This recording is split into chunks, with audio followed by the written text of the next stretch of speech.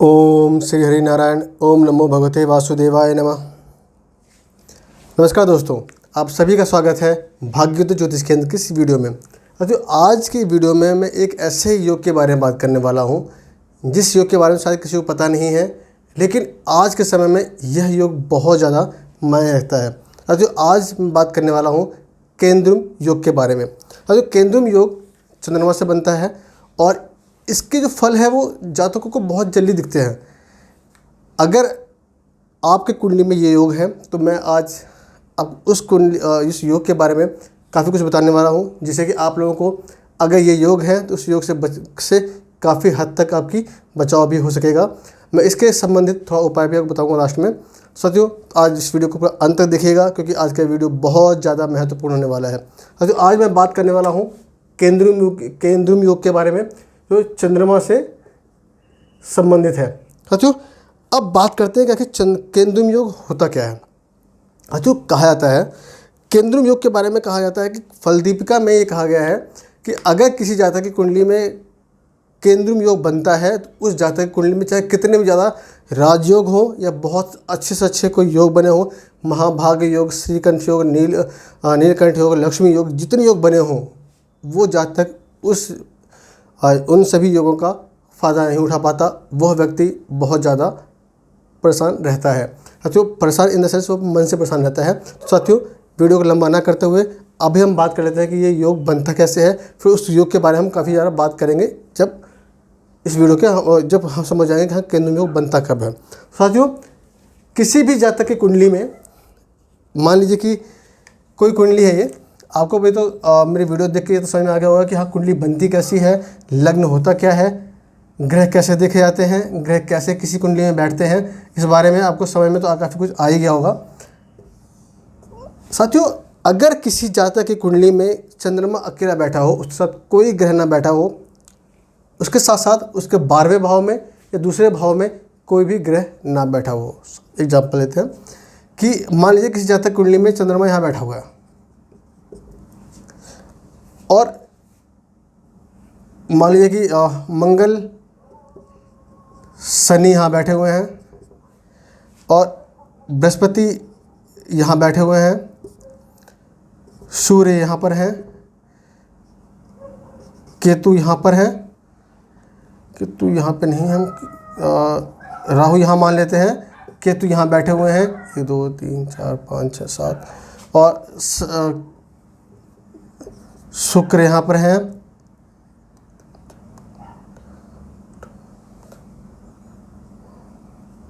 और शुक्र यहाँ बैठे हुए हैं।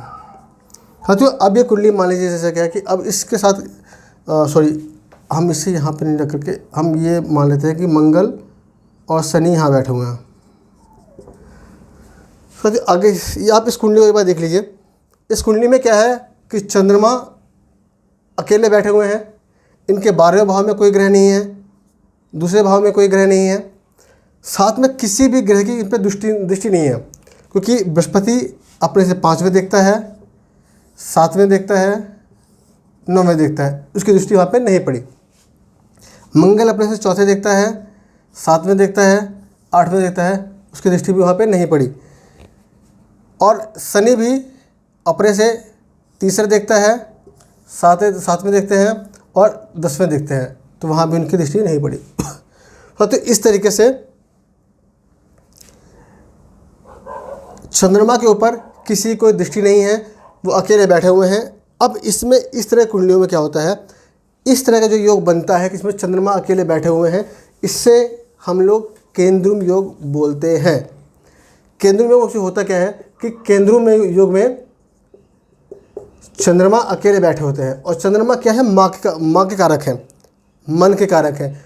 अगर किसी व्यक्ति किसी जातक का मन ही एक एकांत में बैठा हुआ है, जिसको दुनिया से कोई मतलब नहीं है, जो मतलब शांत बैठा हुआ है, उसके मतलब कोई से देखने वाला नहीं है, कोई से बात करने वाला नहीं है, कोई चीज़ करने वाला नहीं है, तो वो अकेला बैठ के परेशान हो जाता है। साथियों, अगर मैं ये बोलूँ, मैं शायद ये बोलना शायद बहुत ज़्यादा गलत हो जाएगा। अगर किसी के कुंडली में केंद्रुम योग बना हुआ है और उसे कोई ग्रह नहीं देखता है, तो ऐसे लोगों को मैंने ये भी देखा है कि वो लोग ज़्यादातर सुसाइड कर लेते हैं। वो लोग मन के बहुत कमज़ोर होते हैं। आप जितने भी लोगों को देख लीजिए, आप जो डिप्रेशन के मरीज होंगे उन लोगों को कहीं ना कहीं उनका चंद्रमा जरूर पीड़ित होगा, क्योंकि साथियों चंद्रमा हर व्यक्ति के मन का कारक है। अगर आपका मन स्ट्रांग है, आपका मन स्ट्रांग है तो आप कुछ भी कर सकते हैं, आप कुछ भी समझ सकते हैं। आपको कितनी मुसीबतें आएंगी तो आप मुसीबतों को झेल सकते हैं। इसलिए सबसे ज़्यादा बड़ी चीज़ कोई चीज़ है तो मन है। आपका मन, आपको कहते हैं कि मन के जीते जीत और मन के हारे हार होता है। आपका जहाँ मन हार जाता है आप वहाँ पर ज़िंदगी हार जाते हो। ऐसे लोगों को मैं सलाह देता हूँ कि कभी भी समुद्र के किनारे के आसपास ना रहें। अगर रहते भी हैं तो वहाँ समुद्र के को ज़्यादा देर तक ना देखें, क्योंकि इससे क्या होता है कि उनका मन में और लालसा बढ़ती है सुसाइड करने की। अगर हम बात करें, अभी कुछ दिन पहले हमने केस सुना भी था सुशांत सिंह राजपूत का भी, उसके केस में भी कुछ ऐसे ही योग बने थे। जब आप, मैं ज़्यादा डिस्कस नहीं करना चाहूँगा क्योंकि मैं उसकी कुंडली भी यहाँ लगाना नहीं चाहता, तो ये वीडियो बहुत लंबा हो जाएगा। तो साथियों किसी भी योग, किसी भी जातक कुंडली में अगर केंद्र योग है उस जातक को बहुत ज़्यादा संभल करना चाहिए। हाँ साथियों, कई बार ऐसा भी होता है केंद्र में योग बनता है तो उसका वो भंग भी होता है, लेकिन उसके लिए सबसे बड़ी जो चीज़ है कि उस पर किसी एक शुभ ग्रह की दृष्टि हो, चाहे वो शुक्र की हो। शुक्र की तो इतनी अच्छी नहीं मानी जाती, लेकिन यह है कि बृहस्पति का दृष्टि पड़ जाए तो वो तो भी केंद्र में योग भंग हो जाता है। और वहाँ पर जैसे मान लीजिए कि उदाहरण लेते हैं कि किसी भी जातक कुंडली में मान लीजिए कि यहाँ पे चंद्रमा बैठे हुए थे अकेले और उन पे सिर्फ अगर ये बृहस्पति की दृष्टि यहाँ से पड़ जाए तो वो व्यक्ति निराश रहेगा, दुखी रहेगा, पीड़ित रहेगा, लेकिन उसको कोई एक ऐसा व्यक्ति मिल जाएगा जिसका मार्गदर्शन कर देगा, उसकी ज़िंदगी को पार कर देगा। तो साथियों इसी तरीके से चंद्रमा से संबंधित ये जो योग केंद्र योग था वो बहुत ज़्यादा महत्वपूर्ण है। और आप लोग अपने कुंडली में देख लीजिएगा, अगर आप कुंडली में ये योग बनता है तो आपको ये चीज़ जरूर होगी कि आप लोगों को अकेले में डर लगता होगा। अकेले बैठ के बातचीत, अपना दिमाग आज जब बैठते होंगे तो आपके दिमाग में अलग अलग से विचार आना शुरू हो जाते होंगे कि हाँ ये काम ऐसा क्यों हुआ, ऐसा क्यों नहीं हुआ, मतलब मन हमेशा विचित्र रहता ही रहता है। तो अब साथियों हमने बात कर ली, ये एक हमें एक बहुत बड़ी समस्या है केंद्र योग। तो अब इसका अगर आपके कुंडली में केंद्र योग है तो क्या सिर्फ केंद्र योग आपको आत्महत्या करने में मजबूर कर सकता है? साथियों उसके लिए बहुत सारे और भी योग बनते हैं, तब जाके एक आत्महत्या करना तो एक बहुत एक्सट्रीम कंडीशन होता है। तो अब साथियों मैं बात करता हूँ कि अगर आप कुंडली में ये केंद्र योग बना हुआ है तो आप ऐसा क्या उपाय कर सकते हैं जिससे कि आपके मन को थोड़ा सा एक सपोर्ट मिल जाए। अब साथियों कुछ एक उपाय बताता हूँ मैं। ये उपाय ऐसे हैं, आप लोग अगर आप कुंडली में केंद्र योग बना हुआ है या फिर नहीं बना हुआ भी है, आप चंद्रमा को पीड़ित है या कम डिग्री का है, तो पहला उपाय आप ये कीजिए कि जब भी चंद्रमा पूर्णिमा होती है, पूर्णिमा से 5-6 दिन बाद और 5-6 दिन पहले आप चंद्रमा की रोशनी में आपको थोड़ी देर घूमना चाहिए, वॉक करना चाहिए। और जब आप वॉक करते हैं या जब टहलते हैं आप, तो भगवान शिव जी को याद कीजिए और उनसे अपने मन को स्ट्रांग करने की पावर मांगिए। दूसरा, आप अपने ज़िंदगी में जितने ज़्यादा हो सके चांदी का इस्तेमाल कीजिए। आप अगर चांदी की चैन पहन सकते हैं चैन पहनिए, आप ब्रेसलेट पहन सकते हैं तो ब्रेसलेट पहनिए।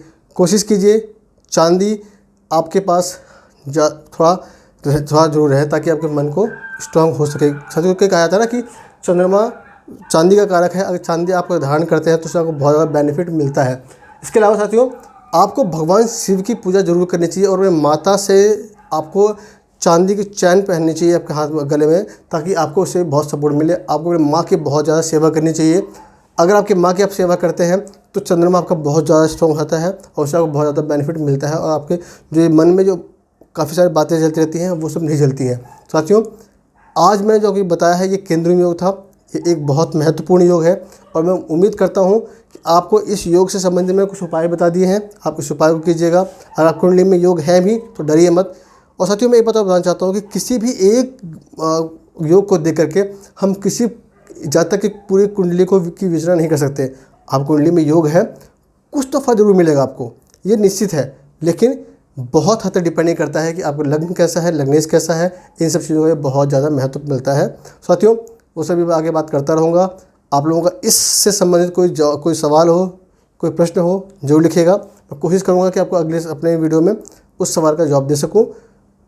प्लीज़ आप लोग मेरे वीडियो को ज़्यादा लोगों को शेयर कीजिए ताकि मेरे भी थोड़ा सा फॉलोअर बढ़े और उन लोगों को भी इस तरह से जो मेरे वीडियोज़ हैं उनका बेनिफिट को मिल पाए। बहुत बहुत धन्यवाद।